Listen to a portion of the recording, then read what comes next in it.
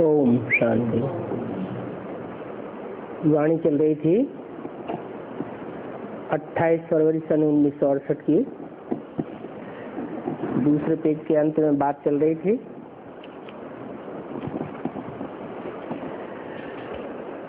जो पूरा खुद ही नहीं समझा होगा तो औरों को क्या समझा देंगे।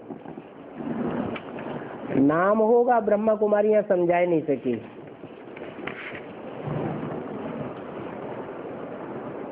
तो नुकसान कर देते हैं। इसलिए बाप कहते हैं जो समझते हैं कि हम नहीं समझा सकते हैं तो उनको बोलना चाहिए। हम अपनी बहन को कहते हैं, वो आपको आकर के समझा देगी। 28 फरवरी 1968 की वाणी का तीसरा पेज। भारत पहले हीरे जैसा था और अभी वो हीरे जैसा भारत कौड़ी जैसा बन चुका है। बेगर भारत को फिर से सिरताज कौन बना देंगे?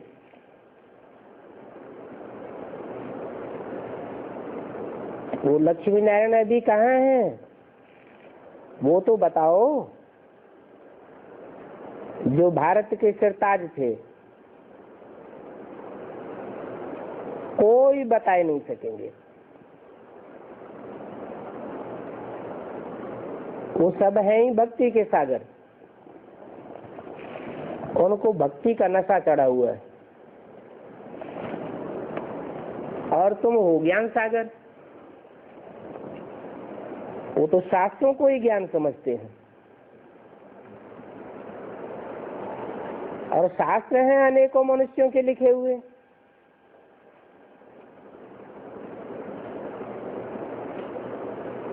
बाप कहते हैं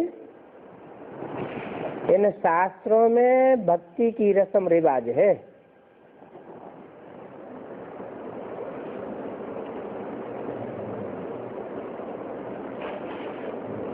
बाबा को खांसी हुई,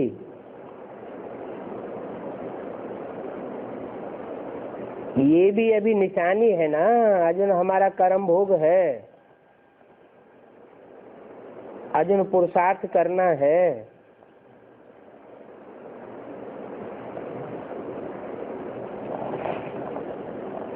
कौन से सन की वाणी है?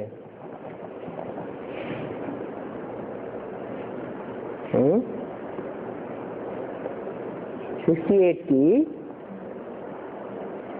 जबकि बाबा ने शरीर छोड़ा था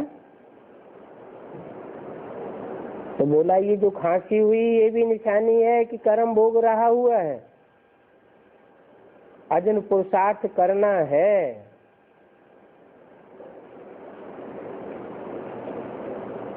उस बूढ़े तन का आखिरी वर्ष था तो शरीर तो छूट गया 68 में। फिर कर्म भोग कैसे पूरा करें? पुरुषार्थ कैसे पूरा होगा?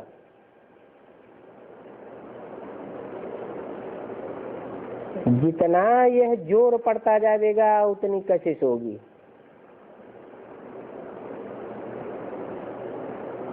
पुरुषार्थ तीव्र होता जाएगा और खींच होती जाएगी। अभी नहीं है। फिर यथा योग होगा तथा शक्ति आवेगी। जितना बाप को याद करते हैं ऐसे भी नहीं है कि सदैव याद ही करते हैं।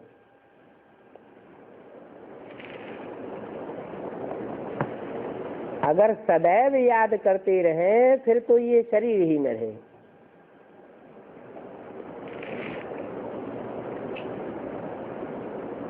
अभी तो अर्जुन बहुतों को पैगाम देना है, पैगंबर बनना है। तुम बाप के बच्चे पैगंबर बनते हो और तो कोई नहीं बनते। क्राइस्ट आदि वो तो सिर्फ आकर के धर्म स्थापन करते हैं। अपने अपने धर्म की धारणाएं सिखाते हैं। वो कोई खुदा का पैगाम नहीं देते हैं। कौन? धर्म पिताएं। वो सिर्फ धर्म स्थापन करते हैं।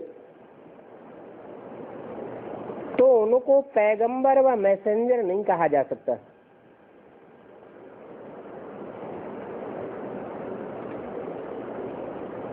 क्रिश्चियन धर्म स्थापन किया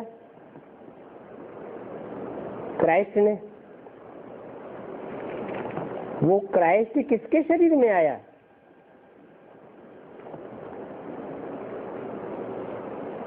जीसस के शरीर में आया। फिर उसके पिछाड़ी दूसरे आते गए। जो भी क्रिश्चियन क्राइस्ट के फॉलोअर्स थे वो क्राइस्ट के पीछे आते गए। यहाँ तो ये राजधानी स्थापन हो रही है। कोई सिर्फ धर्म की स्थापना नहीं हो रही है। धर्म स्थापना के साथ साथ राजधानी भी स्थापन हो रही है। आगे चल के तुमको सब साक्षात्कार होगा। इस नई राजधानी में कौन क्या क्या बनेंगे समझेंगे। ये भी हमने विकर्म किया है।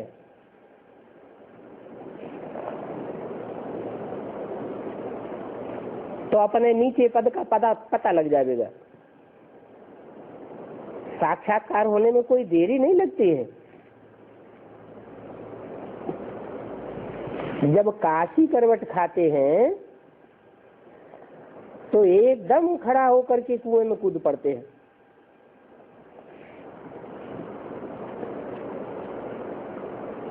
अभी गवर्नमेंट ने बंद कर दिए है।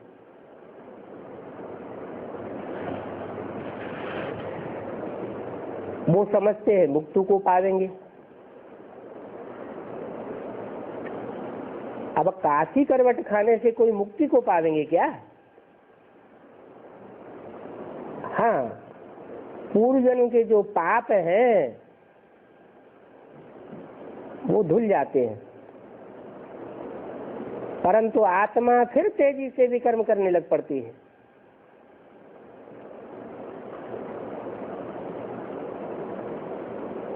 वो अनुभव करते हैं काशी करवट खाते समय कि थोड़े समय में जैसे सभी जन्मों का दंड मिल जाता है।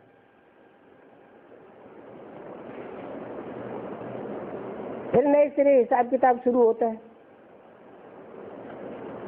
वापस तो कोई भी नहीं जा सकता।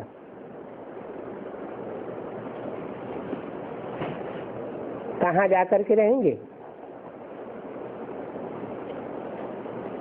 परमधाम तो वापस कोई जा ही नहीं सकेगा। जाने का किसी को रास्ता ही नहीं मालूम।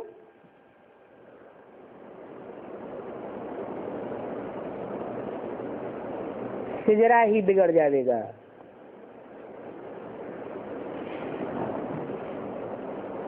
क्योंकि नंबरवार आते हैं फिर नंबरवार वापस जाते हैं। नंबरवार कितने वापस आवेंगे परमधाम से? 500-700 करोड़ नंबरवार आते हैं, फिर नंबरवार उनको वापस जाना है। बच्चों को साक्षात्कार होता है तब तो चित्र आदि बनाते हैं। 3 लोग का चित्र बनाया हुआ है। तुम्हारी बुद्धि में है कैसे आत्माएं जाती हैं फिर कैसे वापस आती हैं। 84 जन्मों की सारी सृष्टि के आदि मध्यंत का ज्ञान तुमको मिलता है। फिर तुम्हारे में नंबरवार तो है ही। कोई तो बहुत मार्क्स से पास होते हैं, कोई कम मार्क्स से। 100 मार्क्स तो कोई को होती ही नहीं है। हाँ? होती है किसी की 100 मार्क्स है ही बाप की है? बाप भी एग्जाम देता है?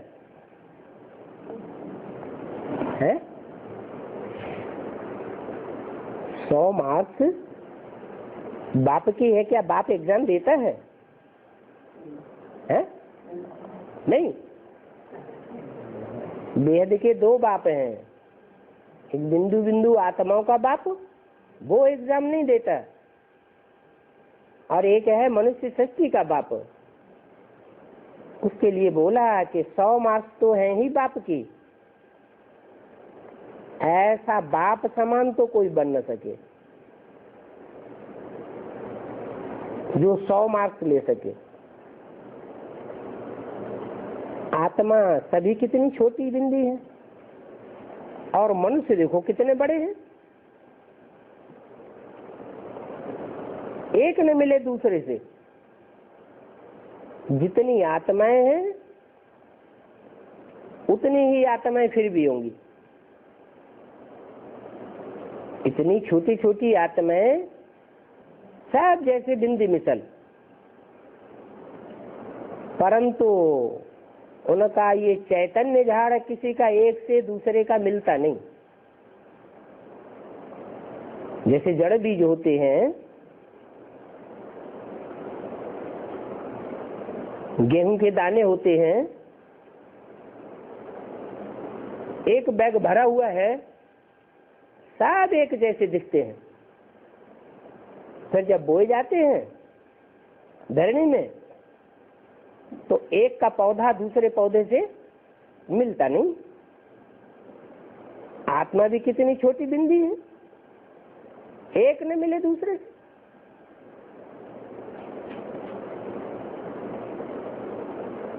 जितनी आत्माएं हैं उतनी फिर भी होंगी, तब तो वहां घर में रहेंगी। तो ये भी ड्रामा बना हुआ है, इसमें कुछ भी फर्क नहीं हो सकता। एक बार जो शूटिंग हुई वो ही फिर देखेंगे। अभी बाबा बैठे हैं तो सन्मुख एक्सप्रेशन देखते हो, फिर भी 5000 वर्ष बाद ऐसे ही देखेंगे। तुम कहेंगे 5000 वर्ष पहले भी हम ऐसे ही बाबा से मिले थे। 1 सेकंड भी कम जास्ती नहीं हो सकता। ये ड्रामा है ना, जिसको ये रचयिता और रचना का ज्ञान बुद्धि में है उनको कहा जाता है सुदर्शन चक्रधारी।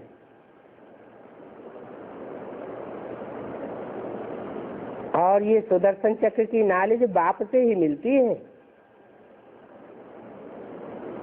मनुष्य तो मनुष्य को ज्ञान दे नहीं सकता।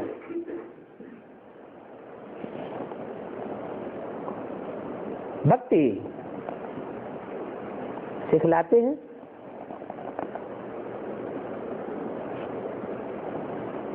ज्ञान का सागर तो एक ही बात है।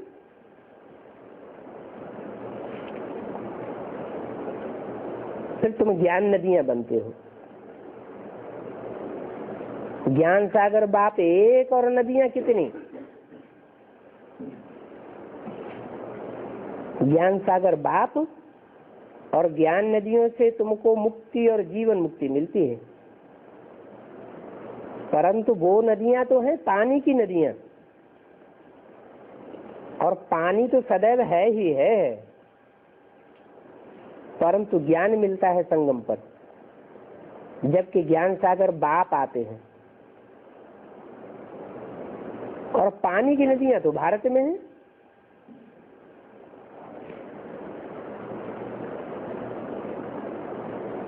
बाकी तो इतने सब शहर खत्म ही हो जाते हैं,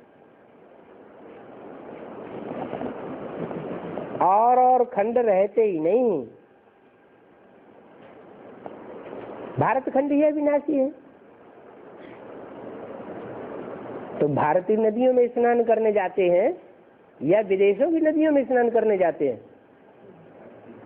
भारत की नदियों में स्नान करने जाते हैं, विदेश की नदियों में स्नान करने नहीं जाते हैं। क्यों?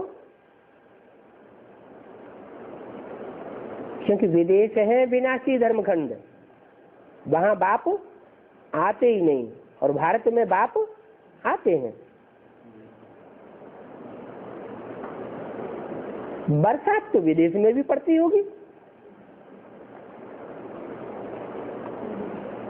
भारत में भी बरसात होती है, पानी तो वही है। फिर वहां की नदियों में स्नान क्यों नहीं करते, भारत की नदियों में क्यों स्नान करने जाते हैं?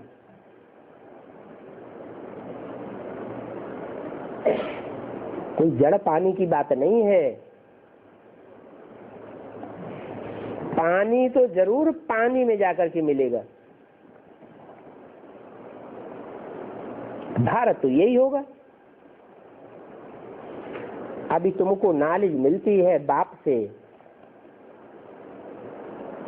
भक्ति से तो दुर्गति होती है और ज्ञान से सदगति होती है। ज्ञान एक बाप से आता है और भक्ति मनुष्य गुरुओं से आती है। मनुष्य गुरु है अनेक जो भक्ति सिखलाने वाले हैं, और ज्ञान देने वाला बाप है एक।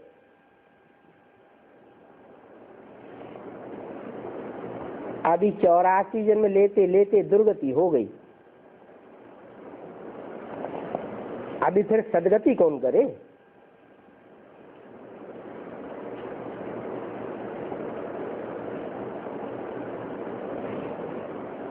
ये जैसा एक ही शिव बाबा है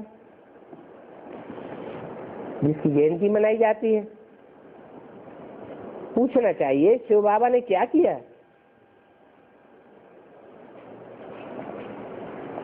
क्या किया? सारी दुनिया पतित बन जाती है, पतितों को आकर के पावन बनाया। पावन कैसे बनाते हैं?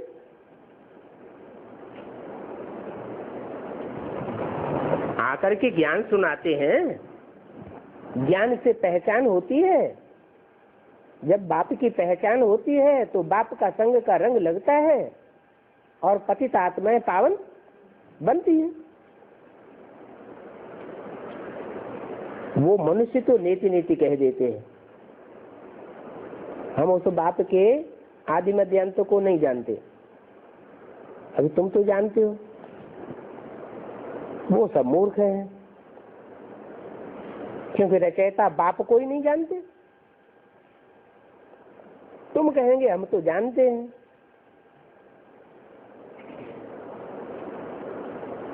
नहीं जानते हैं तो कहेंगे अधियारा।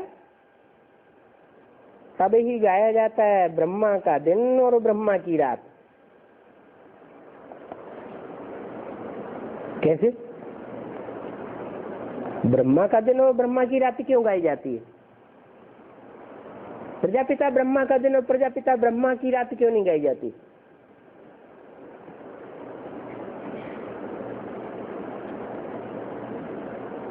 क्योंकि ब्रह्मा जब तक अंधेरे में है तो सारी दुनिया अंधेरे में रहती है।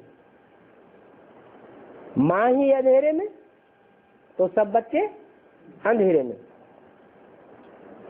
बाप तो ज्ञान का सागर है और बाप तो एक ही है और बच्चे अनेक हैं।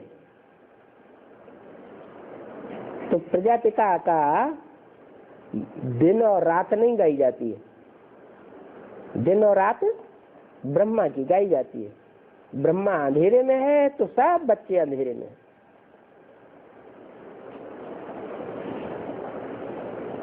अपने 84 जन्मों की कहानी का मालूम होना चाहिए।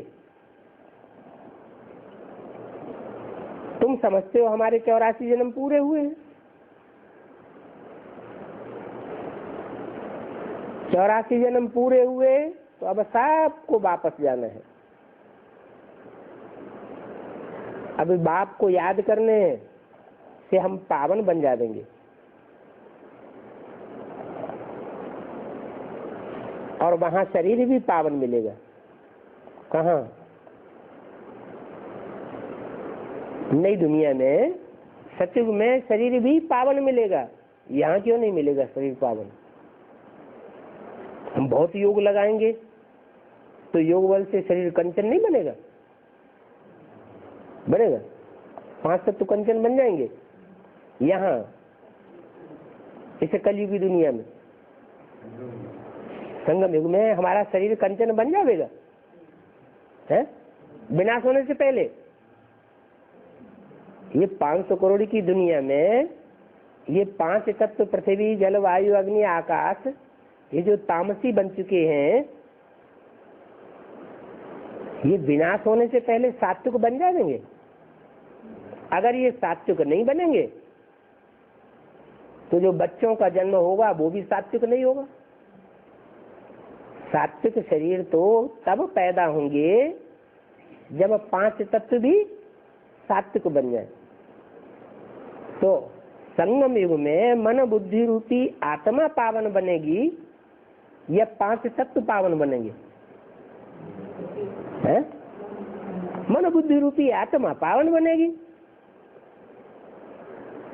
और वो भी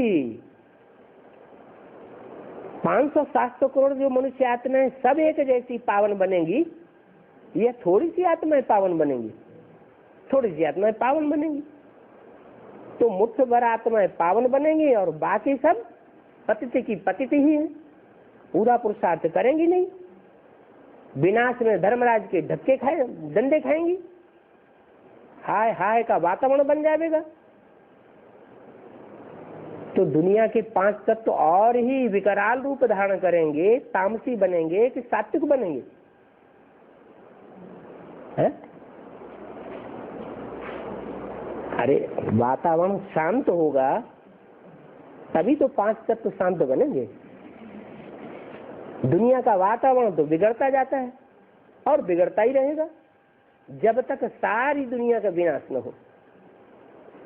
जो ढेर की ढेर पतित आत्माएं हैं उनके वाइब्रेशन पतित हैं या पावन वाइब्रेशन है? ढेर की ढेर पतित आत्माएं हैं इस सृष्टि पर, और पावन बनने वाली आत्माएं थोड़ी सी होंगी। तो जो पतित आत्माओं का ढेर वाइब्रेशन खराब हुआ पड़ा है, उससे ये सृष्टि और ही तामसी बनेगी कि सात्विक बनेगी? है? सात्विक बनेगी, क्योंकि दुनिया में पतित आत्माएं ज्यादा हैं, वो पावन तो बनने वाली है नहीं। तो उनके वाइब्रेशन खराब होंगे या अच्छे होंगे?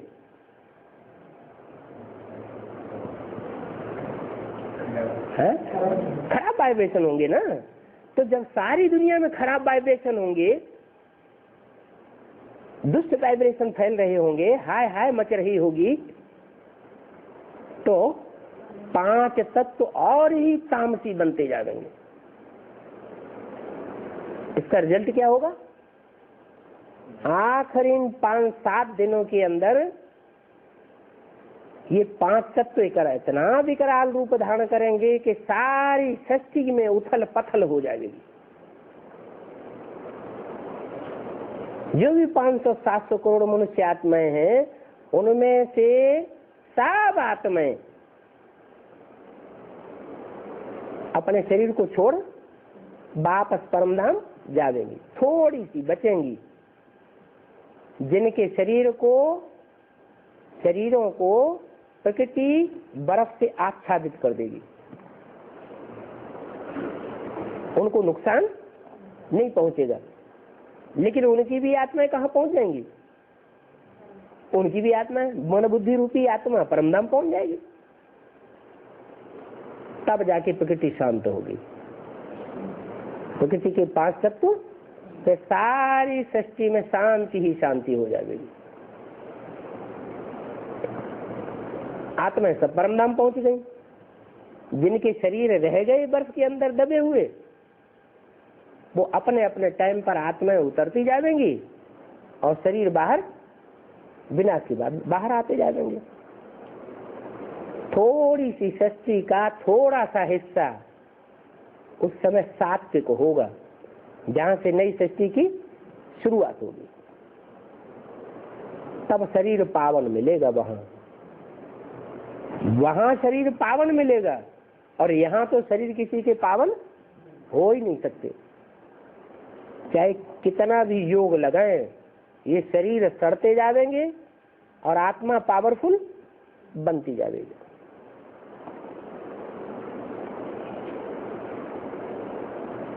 तुम आत्मा ही नंबर 1 पावन और तुम आत्मा ही नंबर 1 पतित बनती है।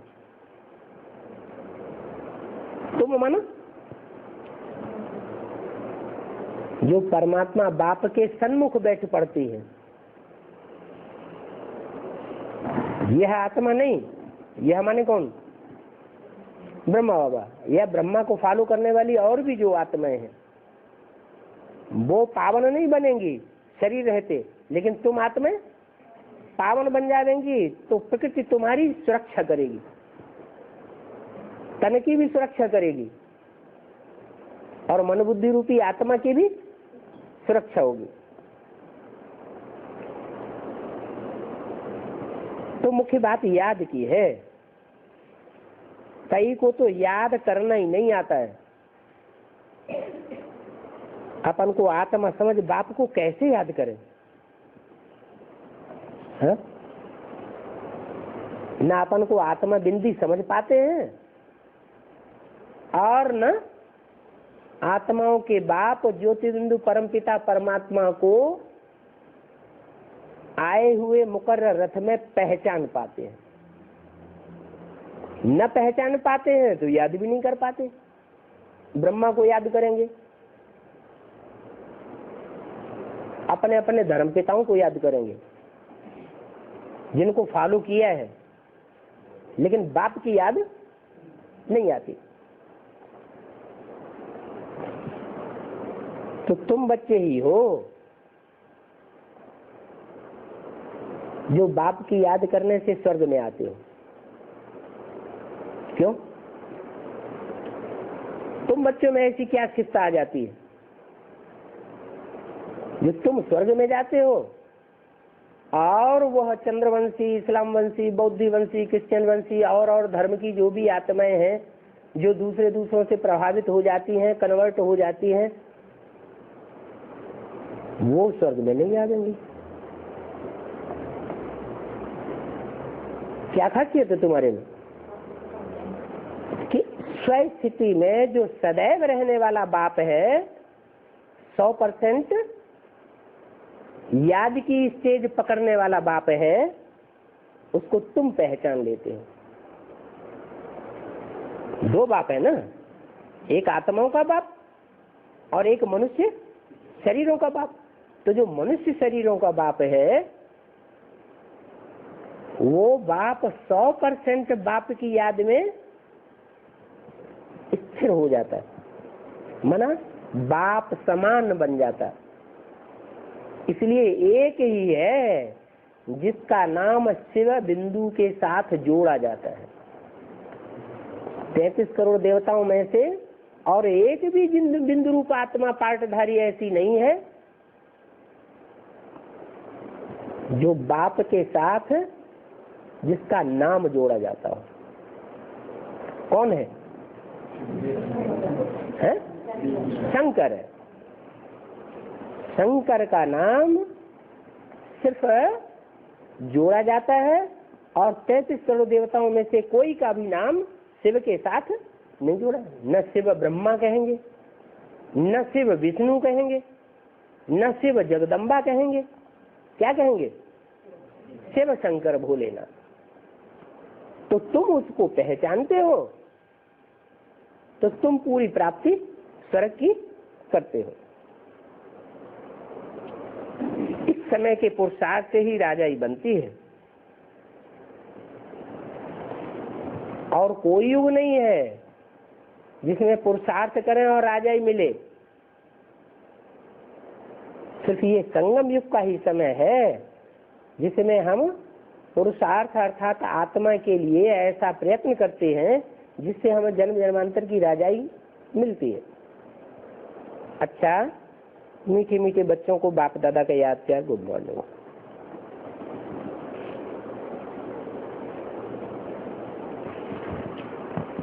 एक छोटा सा रात्रि क्लास है। 28 फरवरी 1968। ब्राह्मण होते ही है राजयोगी। न वैश्य होते हैं राजयोगी,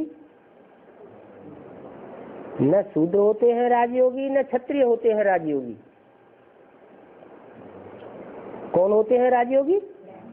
ब्राह्मण ही राजयोगी होते हैं। जो ब्राह्मण राजयोगी होते हैं वो अपने जीवन में पढ़ाई पढ़ते पढ़ते फेल होते हैं? फेल नहीं होते हैं, वो पास होते हैं। अगर फेल हो जाए तो राज की बात कहेंगे कि उन्होंने जानी नहीं कि भगवान बाप कैसे आकर के वो राज की बातें बताते हैं जिससे हम जन्म जन्मांतर की राजाई प्राप्त करते हैं।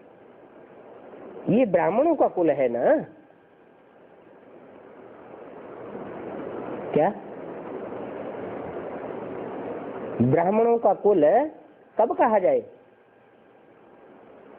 कब बनता है ब्राह्मणों का कुल? और कोई युग में ब्राह्मणों का कुल नहीं बनता, क्योंकि ना वहां ब्रह्मा होता है ना कोई ब्राह्मण होता है। सतयुग में देवताएं होंगे, ब्रह्मा होगा नहीं। त्रेता में भी ब्रह्मा होगा नहीं, क्षत्रिय होंगे। द्वापर में भी विशेष बन जाते हैं, वैश्य बन जाते हैं। कलयुग में सब शूद्र बन जाते हैं, ब्रह्मा तो वहां होता ही नहीं। अभी सिर्फ संगम युग पर ब्रह्मा होता है और ये ब्राह्मणों का कुल है, परंतु उनको सर्वोत्तम कुल नहीं कहेंगे। किसको? जो भी अभी ब्राह्मणों का कुल है उसको सर्वोत्तम कुल नहीं कहेंगे। क्यों नहीं कहेंगे? क्योंकि जो भी आकर संगम युग में यहाँ ब्राह्मण बने हैं वो सभी धर्मों से कन्वर्ट होने वाली आत्माएं ही तो आकर के यहाँ ब्राह्मण बनी है। हिंदू ही पिछले जन्मों में कन्वर्ट होकर के दूसरे धर्म में जाते रहे, दूसरे धर्म वाले कभी कन्वर्ट नहीं हुए। हिंदू कन्वर्ट होते रहे दूसरे दूसरे धर्मों में, और कन्वर्ट होते होते हिंदुओं की संख्या कम हो गई और उनकी संख्या बढ़ती गई। सारी दुनिया में अभी हिंदुओं की संख्या ज्यादा है या क्रिश्चियन मुसलमान आदि की संख्या ज्यादा है? क्रिश्चियन मुसलमान बौद्ध आदि की संख्या ज्यादा है। तो इससे साबित होता है कि हिंदू हमेशा कन्वर्ट होते रहे। अभी बाप आए हैं तो जो कन्वर्ट होते गए उन सबको श्रेष्ठ श्रेष्ठ आत्माओं को खींच करके फिर ब्राह्मण बनाया। तो जो कन्वर्ट होने के बाद जन्म जन्मांतर कन्वर्ट होते रहे और अंतिम जन्म में आकर के अभी ब्राह्मण बन रहे हैं, वो पूरी पढ़ाई पढ़ेंगे पूर्व जन्मों के हिसाब के अनुसार। एक तो वो है जो अपने देवी देवता सनातन धर्म के पक्के बन करके रहे, आखिरी जन्म तक और धर्म वालों से टक्कर ली। शिवाजी बनकर के टक्कर ली, महाराणा प्रताप बनकर के टक्कर ली, महारानी लक्ष्मीबाई बनकर के टक्कर ली, संघर्ष करते रहे भारत की सुरक्षा की। और एक वो है जिन्होंने भारत की सुरक्षा तो दूर रही और ही भारत का नाम बदनाम कर दिया। दूसरे धर्मों में कन्वर्ट होते रहे। तो दूसरे धर्मों में कन्वर्ट होंगे तो भारत का नाम बदनाम होगा या सरनाम होगा? बदनाम होगा। तो जो जन्म जन्मांतर दूसरे धर्मों में कन्वर्ट होती रही आत्माएं, वो ही कन्वर्ट हुई आत्माओं को भगवान बाप आकर के फिर ब्राह्मण बनाते हैं। कुछ ऐसे भारतवासी हैं जो आदि से अंत तक अपने धर्म के पक्के रहे। तो अव्वल नंबर सर्वोत्तम कुल वाले ब्राह्मण कौन से होंगे? हैं? वो ही होंगे जो दूसरे धर्म में कभी कन्वर्ट नहीं हुए, आखिरी जन्म में जाकर के नीचे गिर जाते हैं। तुम ब्राह्मणों का सर्वोत्तम कुल है क्या? इसलिए ब्राह्मणों की भक्ति मार्ग में 9 कुरियां गाई जाती हैं। 9 प्रकार के ब्राह्मण कहते हैं 9 ऋषि हुए, उन 9 ऋषियों से 9 कुल वाले ब्राह्मण पैदा हुए। 9 ही दुनिया के धर्म है। जो भगवान बाप से नंबरवार राजा ही लेते हैं, उनके जो पूर्वज हुए हैं वो ही 9 ऋषि हुए। उन 9 ऋषियों में कोई तो सबसे ऊंचा होगा, उससे सर्वोत्तम ब्राह्मण कुल तुम्हारा पैदा हुआ। उसका नाम दिया है कश्यप। काश्य माने याद का तेज, पा माने पीने वाला। कौन सा ऋषि? कश्यप ऋषि, कश्यप गोत्र। कश्यप गोत्र वाले ब्राह्मण जो हैं वो सबसे ऊंचे माने जाते हैं। इसलिए बाप बताते हैं काश्य अर्थात याद के तेज को धारण करना, ये तुम्हारा बड़े से बड़ा सब्जेक्ट है, याद की यात्रा। पूछा कैलाश बताओ तुमको कितने बाप हैं?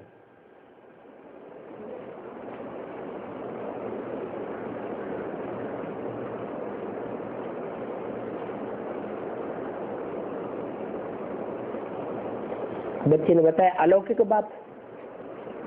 क्यों?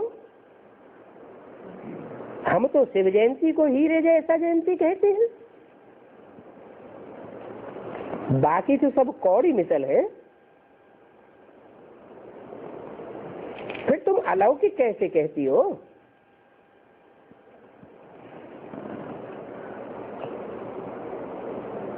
अलौकिक बाप सबसे अच्छा कैसे हुआ?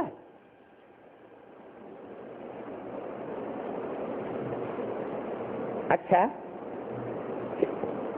क्रिश्चियन लोगों को भी 3 बाप हैं या सिर्फ भारतवासियों को?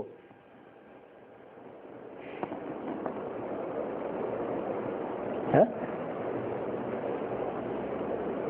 जो क्रिश्चियन धर्म में कन्वर्ट हो गए हैं तो उनको भी 3 बाप,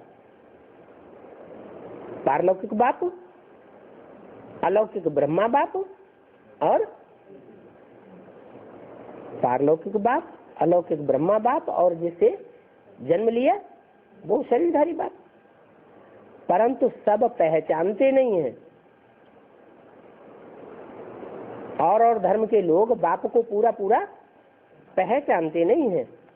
जैसे भगवान कहते हैं वैसे उनकी बायोग्राफी को जानते नहीं हैं। क्रिश्चियन भी एडम ईव को मानते हैं,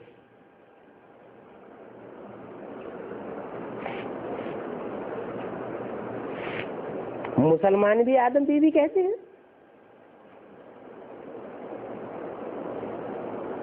सिर्फ लौकिक बाप के बगैर और कोई की बायोग्राफी को जानते नहीं है। क्रिश्चियन लोगों में शास्त्रों में आदम बीवी का नाम आया है, मुसलमानों में आदम बीवी का नाम और क्रिश्चियंस में एडम ईव का नाम आया है, लेकिन नाम है, सिर्फ उनकी बायोग्राफी को कुछ भी जानते नहीं, बताते नहीं। न वो अलौकिक को जानते हैं न पारलौकिक को जानते हैं। कहने मात्र कह देते हैं एडम ईव और आदम बीवी। और भारत में तो कितना गायन है, पूरा महापुराण लिख दिया है। क्या नाम है महापुराण का? है शिव महापुराण। तो उनकी बायोग्राफी तो भारतवर्ष में बहुत बताते हैं। वो सिर्फ कहने मात्र कह देते हैं। प्रजापिता तो बहुत करके भारतवासी ही कहते हैं। दूसरे धर्म के लोग प्रजापिता को जानते नहीं। महावीर भी कह देते हैं। ये दिलवाड़ा मंदिर बना हुआ है, इस दिलवाड़ा मंदिर में कौन सी मूर्ति बैठी हुई है? जो आदिनाथ की मूर्ति बैठी हुई है वो एक ही तो है।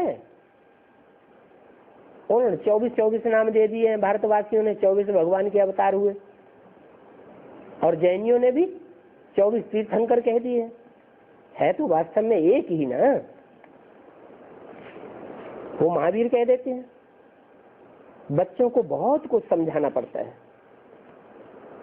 वंडरफुल है ना, समझा सकते हो कि मनुष्य मात्र के 3 बातें हैं, एक लौकिक, एक अलौकिक और एक पारलौकिक। तो भल पूछे, तुम्हारे पास आते तो बहुत हैं, बोलो हम रियल बातें पूछते हैं। आप भी मनुष्य हो तो बताओ मनुष्य को कितने बाप हैं? ये जरूर जानते हैं गॉड है, ऐसे कोई नहीं कहेंगे गॉड फादर नहीं है, परंतु तुम यथार्थ गॉड फादर के ऑक्यूपेशन को जानते हो। वो सिर्फ कहते हैं गॉड फादर है, हेवनली गॉड फादर, परंतु ये नहीं जानते हैं हेवनली गॉड फादर ने कैसे आकर के हेवन स्थापन किया। तुम लौकिक बाप को भी जानते हो कि लौकिक बाप कितने जन्म इस चक्र में आते हैं, जानते हो? है? अपने लौकिक बाप को जानते हो कि कितने जन्म इस चक्र में आते हैं? कोई कहेगा? बताएंगे हमारे लौकिक बाप ने इस चक्र में कितने जन्म लिए? कोई बताएगा? नहीं बताएगा। है? है? नहीं बता पाएंगे।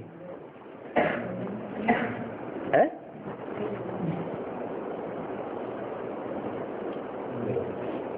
जिसको हम लौकिक कहते हैं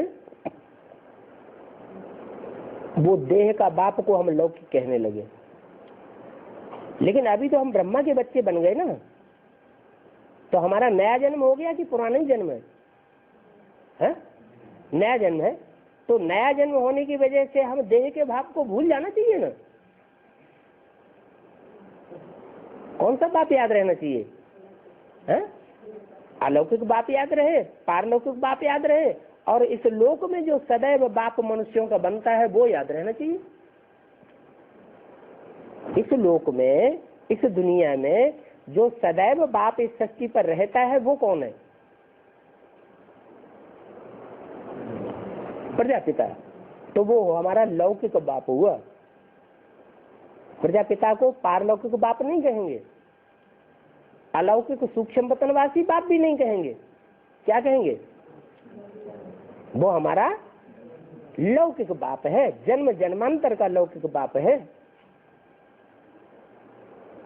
हमसे कोई पूछे कि तुम्हारा ये बेहद का लौकिक बाप के कितने जन्म होते हैं, तो कितना बताएंगे? 84 जन्म होते हैं।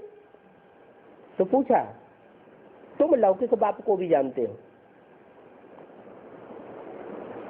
कितने जन्म इस चक्र में आते हैं तुम बता सकते हो? और धर्म वाले बता ही नहीं सकेंगे। देवताओं को वहां प्रजापिता ब्रह्मा का पता ही नहीं रहता। तुम ब्राह्मण हो, असली ब्राह्मण तुम बने हो, तो तुम लौकिक बाप के 84 जन्मों का चक्र का हिसाब जानते हो। न देवताएं जानते हैं, न क्षत्रिय जानते हैं, न वैश्य जानते हैं, न शूद्र जानते हैं। इस दुनिया में कोई नहीं जानते, और तुम अपने लौकिक बाप के 84 जन्मों का हिसाब किताब जानते हो। देवताओं को तो प्रजापिता ब्रह्मा का पता नहीं रहता, विचार करना पड़ता है किसको कितने बाप है।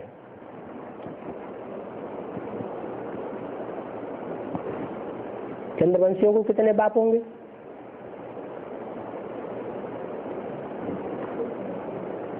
जो फेल हो जाते हैं, फेलियर हो जाते हैं, इस जन्म में प्राप्ति पढ़ाई की पूरी नहीं कर पाते हैं, उनको पूरे 84 बाप होंगे या कोई कम हो जाएंगे? कम से कम एक बाप तो जरूर कम हो जाएगा। त्रेता में अगर जन्म लेंगे तो त्रेता में जन्म लेने वाले जो त्रेता में आत्माएं ऊपर से आएंगी, उनके 8 जन्म कम हो जाएंगे। कम से कम 8 जन्म तो जरूर कम होंगे।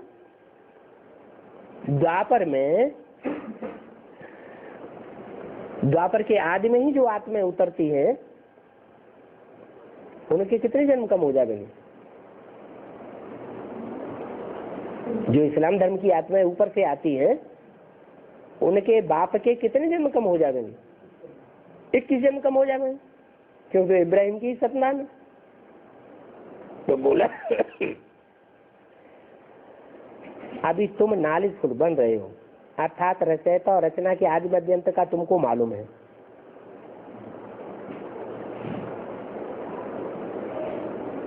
इसलिए बोर्ड में लिखते हो, जो रचयिता और रचना के आदि मध्य अंत को नहीं जानते हैं वो इडियट हैं। इस सृष्टि का रचयिता कौन है, कब हुआ, और इस सृष्टि की पहली रचना कौन है और वो कब हुई, बताओ। रचयिता कब हुआ? 5000 वर्ष के सृष्टि चक्र के अंदर हुआ या उससे पहले हुआ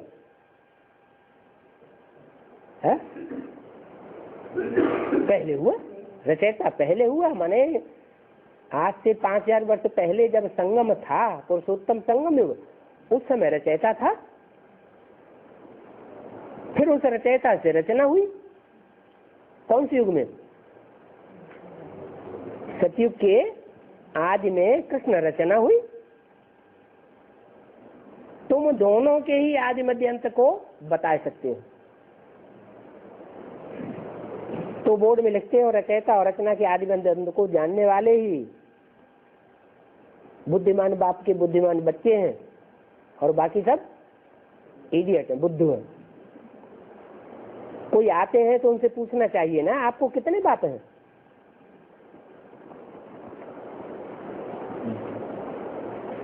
पहले तो उनसे ये बताना पड़े कि तुम कौन हो। कोई बता देंगे, कोई नहीं बता देंगे। तो उनको पहचान देनी पड़े कि तुम शरीर नहीं हो, तुम आत्मा हो। शरीर का बाप अलग और आत्मा का बाप अलग। तो शरीर का बाप तो वो बता देंगे जिसने इस शरीर को जन्म दिया। आत्मा का बाप को बताना पड़ेगा कि आत्मा का बाप परमपिता परमात्मा है। और तीसरा बाप, वो आत्माओं का बाप जब इस सृष्टि पर आता है तो 2 विशेष आत्माओं को चुनता है। एक राम वाली आत्मा जो हीरो पार्टधारी है, और एक कृष्ण वाली आत्मा। कृष्ण वाली आत्मा में प्रवेश करता है तो माँ के रूप में पार्ट बजाता है। वो माँ अपना पार्ट बजाने के बाद सूक्ष्म पतनवासी बन जाती है। वो है ब्रह्मा। और जो बाप है, आदि से अंत तक बाप के रूप में ही रहता है। यज्ञ के आदि में सन 36 में भी था, और अभी भी इस सृष्टि पर मौजूद है। और जब सारी सृष्टि का विनाश होगा तब भी इस सृष्टि पर मौजूद रहेगा। वो है बाप मुकर्रर रथ, जिसमें शिव सुप्रीम सोल आदि से अंत तक अपना कार्य करते हैं। वो बाप रचयिता है, और वो रचयिता बेहद का बाप तुम बच्चों की बुद्धि में है। तो उनको भी ये बुद्धि में बैठाना है। जो भी आते हैं 3 बाप का सबको परिचय दो। क्या? लौकिक बाप जो शरीर का बाप तुम समझते हो, वो तो जन्म जन्मांतर मिलते रहे अलग अलग। हर जन्म में अलग अलग बाप हुए कि कोई एक बाप है? अलग अलग बाप हुए। उस लौकिक बाप की बात नहीं, लेकिन जन्म जन्मांतर का जो तुम्हारा लौकिक बाप है वो है मनुष्य सृष्टि का बाप। इसी सृष्टि पर रहता है हर जन्म, इसी लोक में रहता है, परलोक में नहीं रहता, वो सूक्ष्म वतन में भी नहीं रहता। ब्रह्मा की सोल सूक्ष्म वतनवासी बनती है, कृष्ण की आत्मा सूक्ष्म वतनवासी बनती है, लेकिन जो मनुष्य सृष्टि का बाप है वो सूक्ष्म वतनवासी नहीं बनता। तो वो तुम्हारा जो शरीर को जन्म देने वाला है वो है हद का बाप। वो जन्म जन्मांतर अलग अलग मिलता है, लेकिन जो जन्म जन्मांतर को लौकिक इस दुनिया में रहने वाला बाप है वो बेहद का बाप है, मन सारी मनुष्य सृष्टि का बाप है। बेहद के दो बाप हैं, एक आत्माओं का बाप और एक मनुष्य सृष्टि का बाप। बच्चों की बुद्धि में ये याद रहना है, जितना जो घड़ी घड़ी समझाते रहते हैं उनको भिन्न भिन्न पॉइंट्स याद रहती है। बैरिस्टर डॉक्टर आदि को जितनी पॉइंट्स हैं उतनी ही उनको आमदनी होती है। कोई डॉक्टर को जास्ती दवाएं याद रहती हैं तो ज्यादा होशियार होगा ना। शांति के लिए, पवित्रता के लिए समझाना बहुत सहज है कि जितना तुम शांत रहेंगे तो प्योरिटी की स्टेज समझो बढ़ी हुई है। अशांत रहते हैं और दूसरों को भी अशांत करते हैं, इसका मतलब आत्मा इम्प्योर है, पवित्र नहीं है। वाइसलेस और विशियस वर्ल्ड, ये समझाना बहुत सहज है। जो जितना निर्विकारी होगा उसमें शांति के वाइब्रेशन उतने ज्यादा होंगे, और जितना विकारी होगा उसमें अशांति के वाइब्रेशन उतने ही जास्ती होंगे। तो जन्म जन्मांतर की शांति की दुनिया और जन्म जन्मांतर की अशांति की दुनिया हम अभी तैयार कर रहे हैं।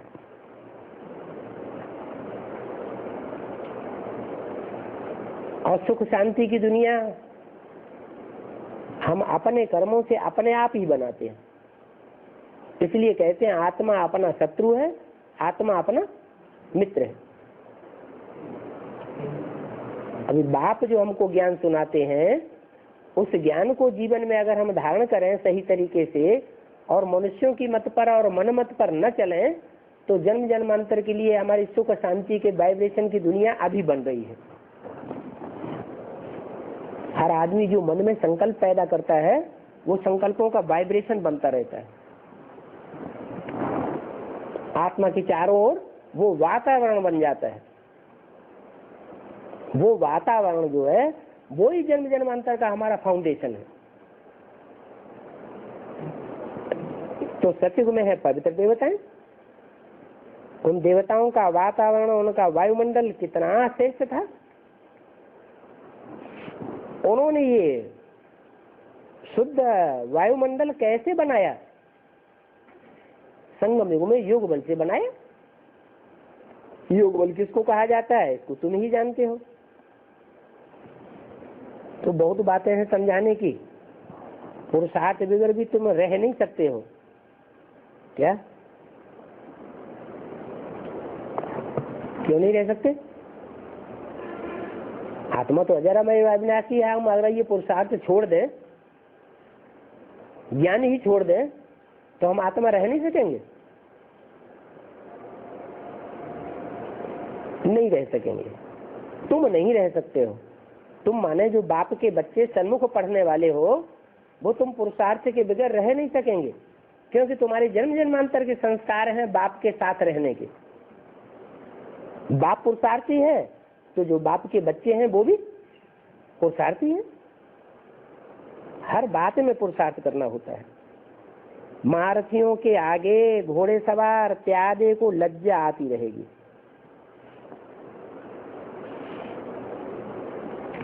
क्लास में सब एक समान तुम नहीं पढ़ेंगे। अभी तुम पढ़ते हो भविष्य नई दुनिया के लिए। क्या तुम जो पढ़ाई पढ़ते हो उस पढ़ाई की प्रारब्ध तुम यहाँ नहीं चाहते, कहाँ चाहते हो? भविष्य की दुनिया के लिए तुमको पढ़ाई की प्रारब्ध मिलेगी।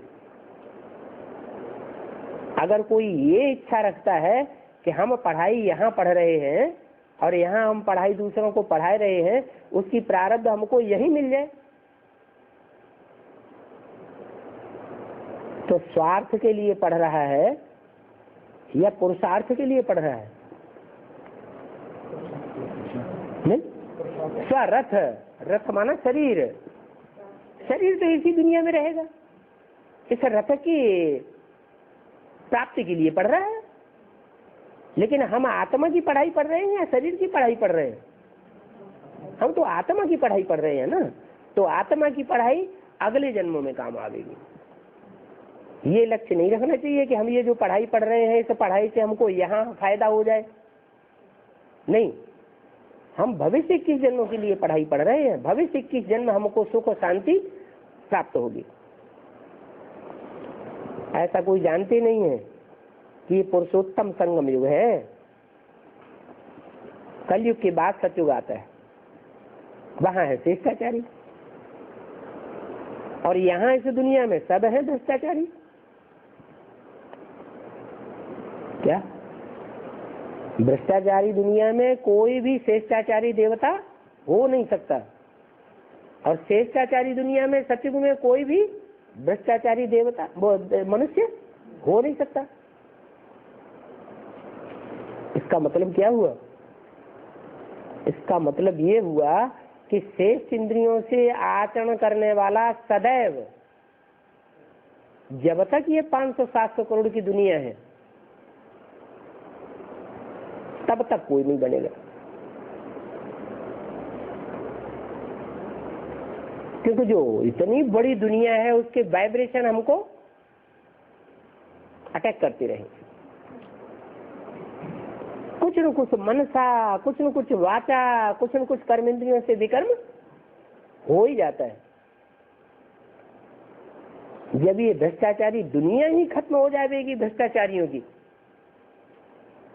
तो हमारे वाइब्रेशन शुद्ध हो जाएंगे, पवित्र हो जाएंगे, कोई इंटरफियरेंस नहीं रहेगा भ्रष्टाचारियों का। तो कलयुग के बाद ही सतयुग आता है, भ्रष्टाचारी दुनिया के बाद ही श्रेष्ठाचारी दुनिया आवेगी। तो पुरुषोत्तम संगम युग इसको कहा जाता है, जहां तुम पुरुषों में उत्तम पुरुष बन रहे हो। क्या पुरुष माने? पूरी माने शरीर, पूरी माने शरीर, अच्छा माने आराम करने वाली, सोने वाली। इस शरीर में सोने वाली आत्मा, तो आत्मा हुई पुरुष, ये हुई पूरी। तो तुम पुरुषोत्तम संगम युगी हो। तुमको इसका ज्ञान है कि हम पुरुषोत्तम संगम युगी हैं। बाप कहते हैं कल्प कल्प राजयोग सिखाने आता हूं। मेहनत लगती है। मैं जो हूं और जैसा हूं कोई जानते नहीं है। तो रियलाइजेशन कौन करावे? क्या मैं जो हूं जैसा हूं कोई जानता ही नहीं है, तो रियलाइजेशन कौन करावेगा? मैं ही आकर के रियलाइजेशन कराता हूं। परमात्मा का रियलाइजेशन परमात्मा ही कराते हैं। कितना आत्मा में पार्ट भरा हुआ है छोटी सी चीज में, ये बड़ी वंडरफुल बात है।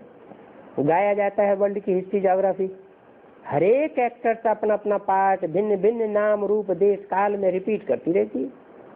ये भी समझते हो ज्ञान सागर बाप ही हमको सब कुछ देते हैं। सर्वशक्तिमान बाप का वर्षा चाहिए, एकदम विश्व का मालिक बनाए देते हैं।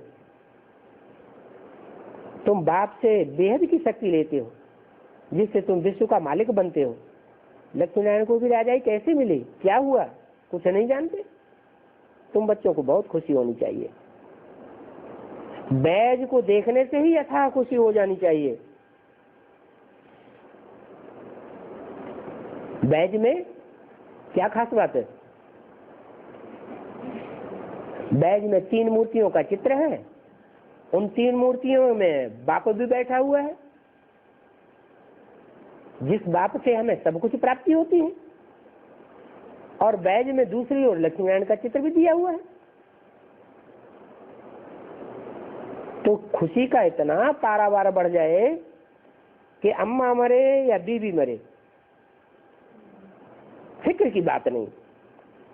सिर्फ देवताओं के फिक्र से फारिग हो न सके, कोई न कोई फिक्र रहता है, वहां फिक्र की बात नहीं। बाप भी बेफिक्र बादशाही देते हैं तो क्यों नहीं लेनी चाहिए।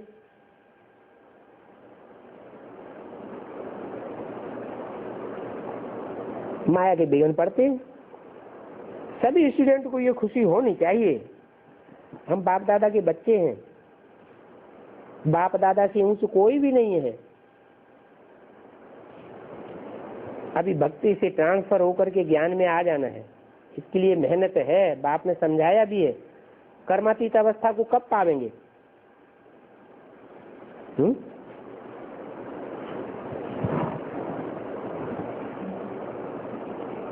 ऐसी स्टेज बन जाए कि हम कोई भी कर्म करें कर्म इंद्रियों से, लेकिन उन कर्म इंद्रियों के कर्म करने से हमारी आत्मा के ऊपर पाप और पुण्य का कोई लेप छेप न लगे।